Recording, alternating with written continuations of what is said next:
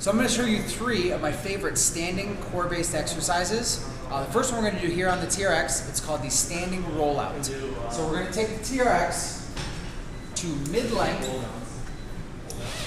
and we will be standing facing away from the anchor point. You want to get your body set just like you're doing a plank on the floor. Turn on your quads, squeeze your glutes, abs nice and tight, your shoulders away from the ears. Arms are starting out in front of the shoulders. Let the arms slowly come up and then press back down. If you're feeling it a lot in your shoulders, move your feet back to put more tension on your abdominals, where your hands can only come up to about forehead height. If you feel you're resting in this position, it's either because the straps are coming down on the shoulders or you're kicking your hips behind you.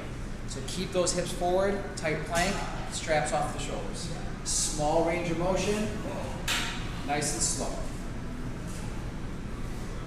Our second exercise is called the overhead back extension. We're going to stay at mid-length. We're still standing facing the anchor point.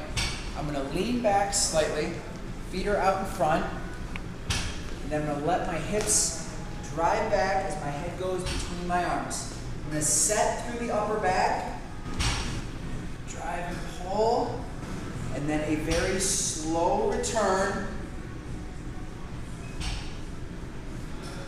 And I'm trying to keep my head between my arms and my shoulder blades tight while the shoulders are pressed down away from the ears. And moving in the lower back and the hips. And then finally, I'm going to use the resistance band anchored on a solid piece. So I just double wrapped it through there.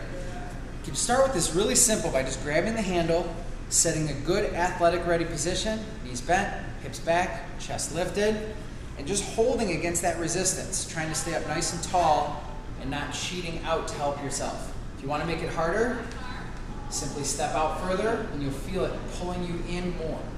The more you step out, the more resistance you're going to encounter. If you want to make this a little bit more movement-based, you can start adding a rotation. So I'll start in that same brace position, hands are in front of the chest, and I'm going to start with a little bit of bend in the hips, rotate, return. Rotate, return, and I can start to move a little bit quicker if I want to increase the intensity.